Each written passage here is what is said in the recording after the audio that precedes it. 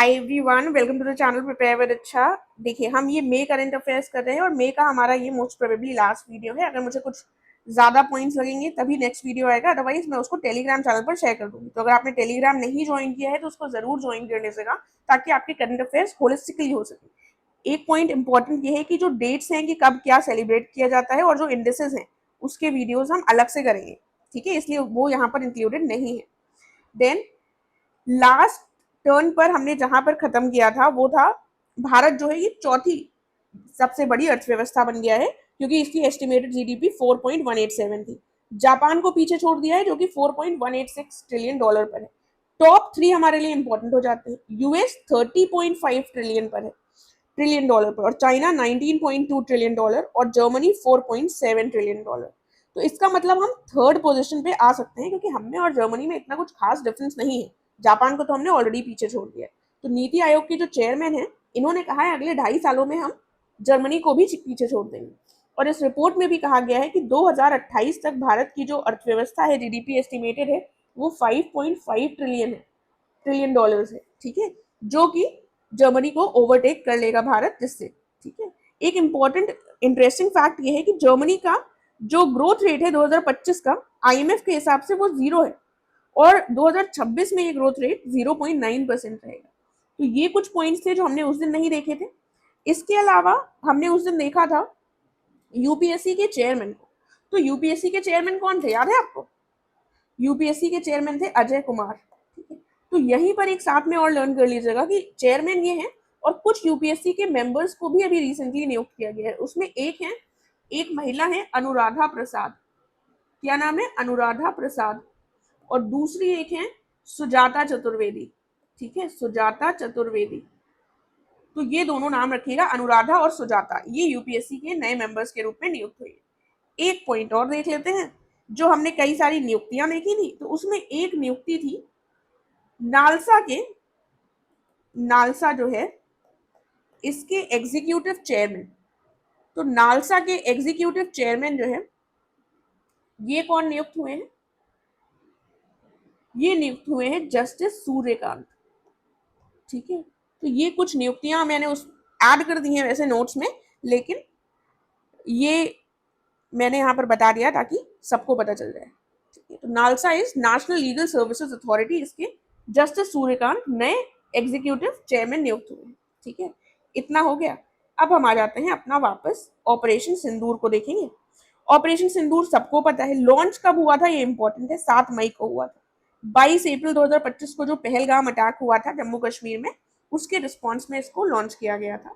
The resistance front, जिसने जिम्मेदारी ली थी अटैक की, उसके विरोध में किया गया था। मिसाइल स्ट्राइक्स 9 टेररिस्ट बेसिस पर की गई थी इसके अंतर्गत। देखो, अब इसमें कहाँ कहाँ पर लोकेशन याद करने की जरूरत नहीं है, जिसमें से 4 पाकिस्तान है और 5 पीओके वाला क्षेत्र है। पीओके में मुजफ्फराबाद कोटरी क्षेत्र आता है, और पाकिस्तान में इंक्लूडेड कौन कौन से हैं? बहावलपुर, मुर्दिकय, बस, ठीक है। तो थोड़ा सा नाम देख लो, बस टोटल 9 याद रख लो, इससे ज्यादा की जरूरत नहीं। S-400 का प्रयोग किया गया था। S-400 सभी लोग सुन चुके होंगे अभी तक, ठीक है। S-400 है क्या हमारा? ये हमने रशिया से खरीदा था, और ये एक surface to air missile system है, ठीक है, जिसको डेवलप किसने के द्वारा किया गया था? एलमेज एलमाज एंटे के द्वारा किया गया था। इसको भारत में हम क्या कहते हैं? सुदर्शन चक्र के नाम से जानते हैं, ठीक है, सुदर्शन चक्र। तो ये थोड़ा सा देखने वाला पॉइंट हो जाता है। देन ये 300 टारगेट्स तक को एक साथ साइमल्टेनियसली जो है टारगेट्स को ट्रैक कर सकता है, राइट। और साथ में 600 किलोमीटर तक की इसकी डायरेक्शन रेंज होती है, राइट। और इसको हमने खरीदा कब था? 2018 में हमने रशिया के साथ पैक्ट किया था इसको खरीदने, राइट। तो ये कुछ इंपॉर्टेंट पॉइंट्स थे जो हमको इससे संबंधित पता होने चाहिए। देन ऑपरेशन सिंदूर के अंदर जब हो गया, तो उसके बाद जो इंडियन आर्मी है उन्होंने इतनी ब्रेवरी के साथ उसको लड़ा, उसके लिए हमने एक तिरंगा यात्रा निकाली थी। तो तिरंगा यात्रा का संबंध किससे था? ऑपरेशन सिंदूर से। 11 दिन की थी, जो कि 13 से 23 मई तक चली। कुछ नॉन मिलिट्री मेजर्स जो भारत सरकार के द्वारा उठाए गए थे वो बहुत इंपॉर्टेंट हो जाते हैं, स्पेशली जो लोग इंटरव्यू देने वाले हैं उनके लिए। सबसे पहला क्या था? Indus water treaty, Indus water treaty जो है, जो विश्व बैंक के मीडिएशन से साइन करवाई गई थी 1960 में भारत और पाकिस्तान के बीच में, उसको समाप्त करने की बात की गई थी कि हम उसको टर्मिनेट कर रहे हैं पूरी तरीके से। इसमें पाकिस्तान के क्या क्या बेनिफिट है इंडस वाटर ट्रीटी से, फिर डिपेंडेंसी कितनी है वो यहाँ पर देख लेते हैं। आपको पता होना चाहिए, अगर आपसे कोई पूछ ले तो आपको आना चाहिए, स्पेशली अगेन इंटरव्यू के लिए इंपॉर्टेंट हो जाता है कि 25% जो पाकिस्तान की जीडीपी है वो इंडस रिवर और उसकी ट्रिब्यूटरीज पर डिपेंडेंट है। 80% एग्रीकल्चरल लैंड की डिपेंडेंसी है और 93% टोटल वाटर यूज जो है वो इंडस और उसकी ट्रिब्यूटरीज से ही आता है। ठीक है, तो इसलिए पाकिस्तान के लिए ये बहुत ज्यादा चिंताजनक विषय की बात है। और साथ में तभी पाकिस्तान में कोई ना कोई नेता, कोई ना कोई लीडर इंडस वाटर के लिए धमकी देता रहता है भारत को कि उस पर डैम बनाया तो हम ये कर देंगे वो कर देंगे। तो एक पॉइंट ये हो गया। दूसरा क्या है, इंडिया ने क्लोज कर दिया था अट्टारी वाघा बॉर्डर को और सस्पेंड कर दिए थे जितने भी द्विपक्षीय व्यापार है सबको। तीसरा पॉइंट क्या है, सार्क वीजा एग्जेम्पशन स्कीम के अंतर्गत जितने भी वीजाज दिए गए थे पाकिस्तानी को सबको समाप्त कर दिया गया था और इमीडिएटली उनको वापस जाने के लिए कह दिया गया। उसके बाद पाकिस्तानी जो भी आर्टिस्ट हैं उनकी जो भी परफॉर्मेंसेज यहाँ पर होनी थी सब पर पूरी तरीके से बैन लगा दिया गया। ठीक है, उसके बाद हम देखते हैं मिलिट्री, डिफेंस, नेवल और एयर एडवाइजर्स जो भी थे पाकिस्तान हाई कमीशन में, भारत में पाकिस्तान हाई कमीशन के सबको परसोना नॉन ग्रेटा डिक्लेयर कर दिया गया, यानी कि उनसे कुल मिलाकर ये कह दिया गया कि अब इनको वापस जाने की आवश्यकता है और भारत इनको अपने यहाँ से वापस जाने के लिए बोल दिया था। ठीक है, इसके साथ साथ जो हाई कमीशन में ओवरऑल स्ट्रेंथ थी उसको भी रिड्यूस कर दिया गया था 55 से 30। तो ये इमीडिएट मेजर्स हमको 4-5 उंगलियों में रटे होने चाहिए। इसके बाद थोड़े दिनों बाद हम देखते हैं पार्लियामेंट के जो मेंबर्स हैं इसके 7 ऑल पार्टी डेलीगेशन विभिन्न देशों में भेजे गए थे। और अगर आपने न्यूज को फॉलो किया होगा तो याद होगा लोगों ने, ऑपोजिशन पार्टीज ने बहुत बवाल मचाया था, ठीक है, कि इन लोग को क्यों भेजा है। और शशि थरूर भी एक उसको लीड किए थे जिसकी वजह से कांग्रेस के साथ इनके थोड़े से डिस्प्यूट्स भी देखे गए। ठीक है, तो अब कौन किस देश में गया इतना लर्न करने की जरूरत नहीं, थोड़ा थोड़ा मोटा मोटा पता होना चाहिए। तो यूएस जो एक इंपॉर्टेंट कंट्री है तो वहां पर जो सबसे पढ़ा लिखा इंसान है उसको भेजेंगे, तो शशि थरूर को भेजा था। रविशंकर प्रसाद बीजेपी के जो है ये कुछ इंपॉर्टेंट यूरोपियन कंट्रीज में गए थे जैसे कि यूके, फ्रांस वगैरह में। उसके बाद संजय कुमार झा जो कि जेडीयू के हैं, इनको इंडोनेशिया और मलेशिया की तरफ वाले जो देश हैं उधर भेजा गया था। डॉट डॉट का मतलब है कि और कंट्रीज है, कुछ कुछ से याद रख सकते हैं। एक है विजयंत पांडा, बीजेपी के ही हैं, इनको सऊदी अरेबिया और कुवैत वगैरह में भेजा गया था। फिर कनिमोजी करुणानिधि डीएमके के हैं, ये रशिया, स्पेन जैसे देशों में गए थे। यानी कि स्पेन, यहाँ पर मैंने इसलिए स्पेन स्पेशली मेंशन किया है कि यूरोपियन सारी कंट्रीज में रविशंकर प्रसाद नहीं गए थे।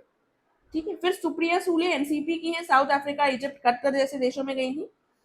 एक नाथ शिंदे शिवसेना के हैं, ये यूएई, सियरा लियोन, इन सब देशों में गए थे। तो ये लोग अकेले नहीं गए थे, कुछ कुछ लोगों के गुट बनाए गए थे, उनको इन लोगों ने हेड किया था। राइट, अब हमें इसमें लर्न क्या करना है, कितना रटना है, इतना ज्यादा नहीं रटना है, बट थोड़ा सा हम देख लेंगे कि इन केस पूछ लिया जाए। ठीक है, कि नाम क्या क्या थे, बस तो हमारा टिक हो जाए, इससे ज्यादा कुछ भी नहीं। एक बार हम ऊपर चलेंगे तो ऊपर ऑपरेशन सिंदूर का क्या था, पहलगांव अटैक 22 अप्रैल 7 मई को लॉन्च किया गया टीआरएफ के अगेंस्ट, 9 टेररिस्ट बेसिस पर मिसाइल अटैक। तिरंगा यात्रा 13 से 23 मई। नॉन मिलिट्री मेजर्स में एक तो आईडब्ल्यूटी था, इंडस वाटर ट्रीटी को कैंसिल किया गया। उसके बाद अट्टारी वाघा बॉर्डर को क्लोज किया गया और सस्पेंड कर दिया गया सारे ट्रेड्स। ठीक है, ये एक हो गया, ये दो हो गया।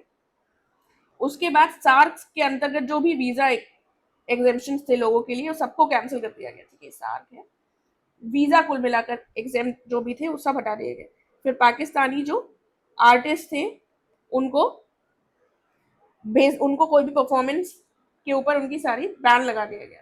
पांचवा पॉइंट क्या था, जो भी हाई कमीशन में लोग थे इंडिया में उनको एक तो वापस भेज दिया गया, ऊपर से जो स्ट्रेंथ है, जो एडवाइजर्स थे ऊंची पोस्ट पर उनको वापस भेजने के लिए बात की गई और स्ट्रेंथ को रिड्यूस कर दिया गया। ठीक है, तो ये मेजर पॉइंट्स थे 5 जो इमीडिएटली लिए गए। थोड़े दिनों के बाद मेंबर ऑफ पार्लियामेंट्स की कुछ कुछ डेलीगेशंस वेरियस कंट्रीज में भेजे गए ताकि जो इंडिया का पक्ष है वो वहां जाकर रख सके, वो देशों को बता सकें कि कैसे पाकिस्तान हमारे ऊपर जबरदस्ती टेररिस्ट अटैक्स करवाता है और हमारे ऊपर प्रेशर क्रिएट करता है। ठीक है, तो कुल मिलाकर इंडिया का पक्ष रखने के लिए भेजने का प्रयास किया गया था।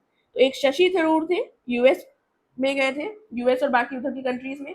रविशंकर प्रसाद, कंट्रीज एक बार देख लीजिएगा, संजय कुमार झा, बैजंत पांडा, कनिमोजी, करुणानिधि, सुप्रिया सुले और एकनाथ शिंदे। एक बार नाम देख लो, अगर एक दो बार नाम देख लिए ध्यान से तो वहां पर टिक हो जाएगा कि किसके किसके डेलीगेशन थे। ठीक है, चलो आगे बढ़ते हैं।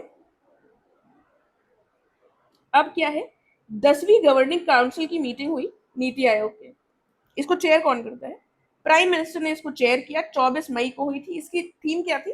विकसित राज्य फॉर विकसित भारत एक्ट 2047। इसमें सारे चीफ मिनिस्टर्स और सब पार्टिसिपेट करते हैं, लेकिन किसने नहीं किया वो इंपॉर्टेंट है। वेस्ट बंगाल से तो नहीं पड़ती है, तो वेस्ट बंगाल ने नहीं किया होगा। केरला, कर्नाटका, पुडुचेरी गेस कर सकते हो, लेकिन बिहार एक थोड़ा सा नया नाम है जिसने पार्टिसिपेट नहीं किया। ठीक है, तो नहीं किए वालों को देख लेना है। उसके बाद एक राइजिंग, देखो फिर इंडिया के मैप से देखेंगे हम एक्चुअली, तो यहाँ पड़ता है दिल्ली। तो यहाँ पर rising north east investors summit हुई थी, जो कि मोदी जी ने इनॉग्रेट की थी 23 मई को भारत मंडपम दिल्ली में इसका आयोजन किया है। फिर आ जाते हैं हम अपने उत्तर प्रदेश में। उत्तर प्रदेश की ये जो न्यूज है वो क्या है? सबसे पहले अडानी पावर लिमिटेड, इसको क्या हुआ, इसने एक कॉन्ट्रैक्ट किया है कि ये सप्लाई करेगा 1500 मेगावाट इलेक्ट्रिसिटी अगले 25 सालों के लिए उत्तर प्रदेश में। तो अडानी पावर का नाम याद रखना है। ठीक है, अडानी की हमने कुछ और न्यूज पढ़ी थी क्या? कुछ हमने वाटर यूज से संबंधित पढ़ा था क्या? अगर आपको याद है तो कमेंट करके बताइएगा। और प्लीज अगर वीडियो अच्छा लगता है और कमेंट वगैरह कुछ भी नहीं कर पाते हैं तो एटलीस्ट लाइक कर दिया कीजिए प्लीज। चलो दूसरा पॉइंट क्या है? आईएएफ। आईएएफ क्या हुआ? आईएएफ ने कंडक्ट किया एक successful combat drill Ganga expressway में। गंगा एक्सप्रेसवे में भी कहा? उत्तर प्रदेश के शाहजहांपुर में। शाहजहांपुर इधर पड़ता है। ठीक है, इसको हटा देते हैं। शाहजहांपुर किधर पड़ता है उत्तर प्रदेश में? इस जगह पर पड़ता है। ठीक है, इस जगह पर पड़ता है। बॉर्डरिंग स्टेट नहीं है, पीलीभीत के बगल में पड़ेगा। Then global capability centres policy 2024 Uttar Pradesh में लॉन्च की गई है। इसके माध्यम से उत्तर प्रदेश को ग्लोबल सर्विस सेंटर बनाने का प्रयास किया जाएगा। देन इंडिया को देख लेते हैं, फिर बाद में थोड़ा सा श्रीलंका देख लेते हैं। हम वेव्स ऑलरेडी पढ़ चुके हैं 2025 का, मुंबई में मोदी जी ने इनॉग्रेट किया था। इसकी टैगलाइन नहीं देखी थी, connecting creators connecting countries, tagline याद रखिएगा। फिर ये है हमारा गोवा। गोवा में क्या हुआ? यूनियन मिनिस्टर जितेंद्र सिंह के द्वारा इनॉग्रेट किया गया पोलर भवन और सागर भवन। ये national centre for polar and ocean research कहां पर लोकेटेड है? इसका मतलब गोवा में। फिर कर्नाटका में क्या हुआ? Karnataka state road transport corporation को अवार्ड किया गया business leader of the year, Fortuna global excellence award 2025 के अंतर्गत ये अवार्ड दिया गया है। ठीक है, फिर हम आ जाते हैं एक बार अपने श्रीलंका पर। श्रीलंका में क्या हुआ? श्रीलंका के कोलंबो में इंडिया ने को चेयर किया था 4th रिम्स, एक जो मीट हुई थी। रिम्स का फुल फॉर्म क्या है? Regional integrated multi hazard early warning system for Africa और एशिया। ठीक है, तो ये थोड़ा सा देख लीजिएगा। उसके बाद अगला क्या है? अगला है 24वां आयोरा मीटिंग हुई थी, यानी कि इंडियन ओशियन रिम एसोसिएशन की मीटिंग हुई थी, काउंसिल ऑफ मिनिस्टर्स की वर्चुअल मीटिंग, जो कि श्रीलंका ने लीड की थी, चेयर की थी। इसकी थीम क्या थी? Sustainable Indian ocean for future generation. IORA है इंडियन ओशियन रीजनल एसोसिएशन, तो sorry Indian ocean rim association. ठीक है, तो ये sustainable Indian ocean for future generation इसकी थीम। ये हमने देख लिया। एक बार जल्दी से इसको हम रिवाइज करेंगे और हम बढ़ेंगे आगे। क्या क्या है?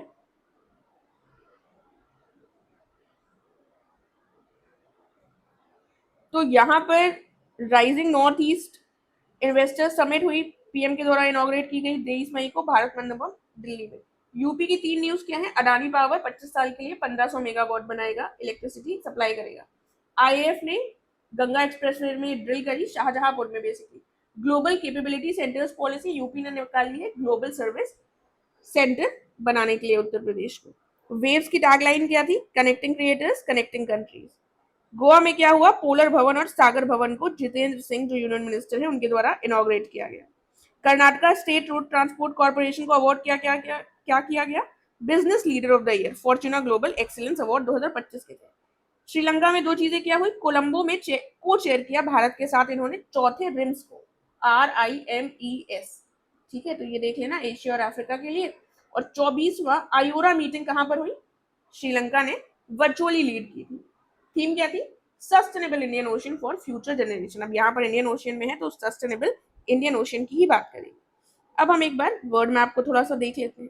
ये पड़ता है हमारा भूटान। भूटान में क्या हुआ, वर्ल्ड का पहला national crypto payment system Bhutan ने लॉन्च किया। ठीक है, वर्ल्ड का पहला national level crypto payment system किसके द्वारा लॉन्च किया गया है, भूटान के द्वारा। यहाँ पड़ता है पापुआ न्यू गिनी। ठीक है, तो ये जो पापुआ न्यू गिनी है, इसमें क्या हुआ, यहाँ पर पोलियो के केसेस देखे गए हैं, पोलियो आउटब्रेक देखा गया है, तो थोड़ा सा ये हमारे लिए इंपॉर्टेंट हो जाता है। इसकी कैपिटल क्या है, इसकी कैपिटल है पोर्ट मोर्सबरी, पोर्ट मोर्सबरी। ठीक है, मोर्स बी है, शायद बी है। ठीक है, फिर यहाँ पड़ता है फिजी। फिजी में क्या हुआ, एक है सदगुरु मधुसूदन साई। सदगुरु मधुसूदन साई, इनको ऑनर किया गया है फिजी के हाईएस्ट ऑनर से, और ये है कहाँ के, कर्नाटका के।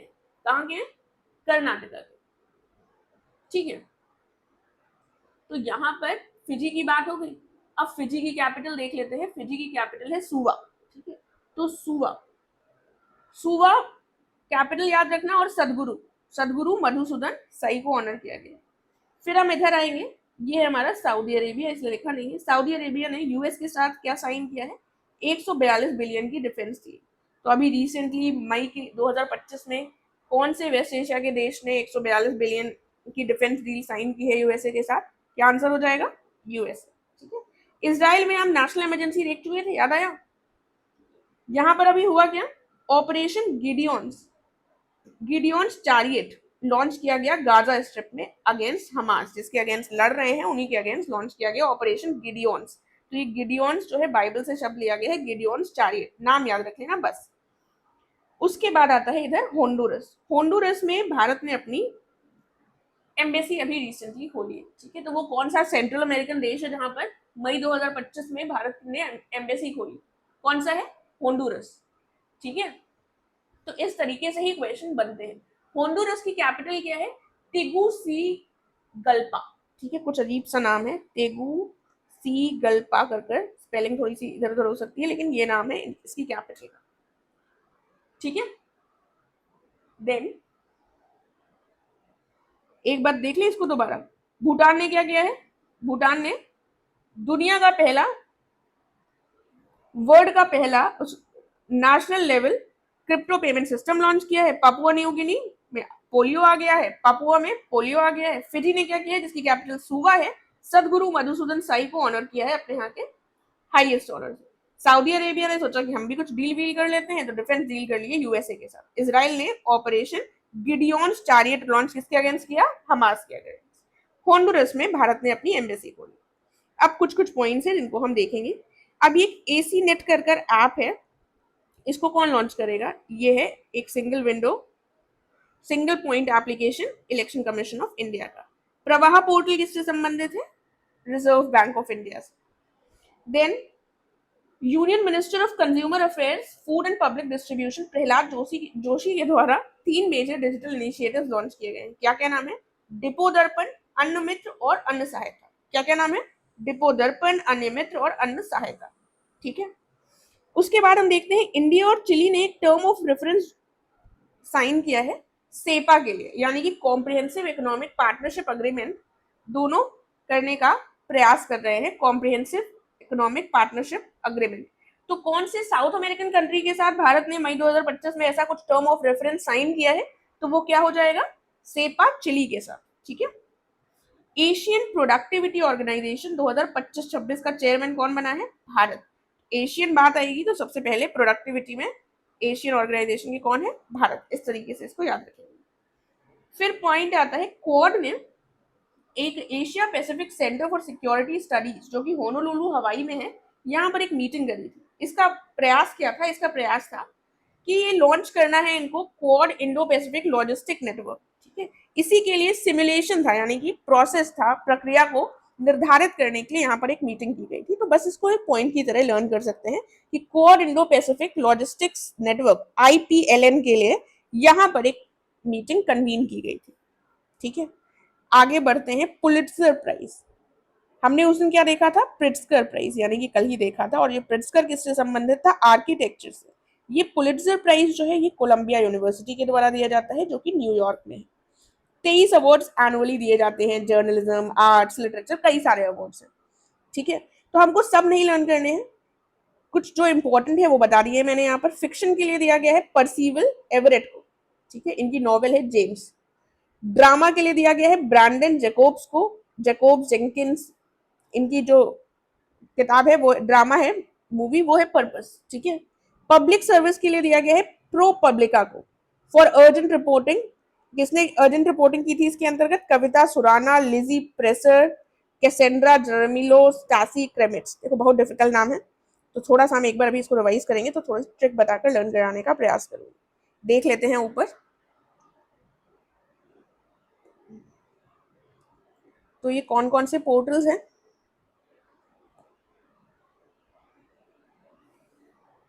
ईसी नेट किसका है? ये सिंगल पॉइंट ऐप है, लॉन्च बाय ईसीआई। प्रवाह पोर्टल आरबीआई का है। प्रहलाद जोशी जो हमारे union minister for consumer affairs, food and public distribution है, ये 3 डिजिटल इनिशिएटिव इन्होंने लॉन्च किए हैं, डिपो दर्पण, अन्न मित्र और अन्न सहायता। इंडिया चिली के बीच में सीपा जो है इसको साइन करने की बात हुई है। एशियन प्रोडक्टिविटी कौन हो सकता है? भारत है अपना आगे। क्वाड में एक लॉजिस्टिक्स नेटवर्क क्वाड डेवलप करने के लिए कोशिश कर रहा है, तो इसीलिए ये लोग होनोलुलु हवाई में मिले थे। Pulitzer prize Columbia university New York के द्वारा दिया जाता है, जर्नलिज्म, आर्ट्स और लिटरेचर में। विनर कौन है? फिक्शन। फिक्शन का मतलब, फिक्शन क्या है? रियलिटी नहीं होता, हम परसीव करते हैं चीजों को, तो परसीवल, ठीक है। तो परसीवल पूरा नाम लर्न करने की जरूरत नहीं है, परसीवल से, परसीव से फिक्शन को लर्न कर लो। और जेम्स इनकी नॉवेल है। ड्रामा क्या है? ड्रामा करके अपनी ब्रांड को बढ़ाने का प्रयास किया जाता है, ड्रामा ब्रांड, ठीक है। पर्पस इनकी इनका ड्रामा है, ठीक है। और पब्लिक सर्विस के लिए प्रो पब्लिक का नाम ही थोड़ा सिमिलर हो गया है। जो लोग इससे संबंधित है इसकी रिपोर्टिंग से, कविता, लिजी या फिर कविता प्रेसर, और उसके बाद कैसेंड्रा और स्टैसी। थोड़ा सा एक बार देख लो तो ऐसे ऑप्शन में आ जाएगा, तो टिक हो जाएगा, राइट। अगला पॉइंट देख लेते हैं, इंडिया की इकोनॉमिक ग्रोथ रेट 2025-26 के लिए जो कि मूडी के द्वारा प्रोजेक्ट की गई है वो 6.3%। पहले मूडीज ने की थी 6.5%, लेकिन फिर बाद में अपना प्रोडिक्शन चेंज कर 6.3 कर दिया।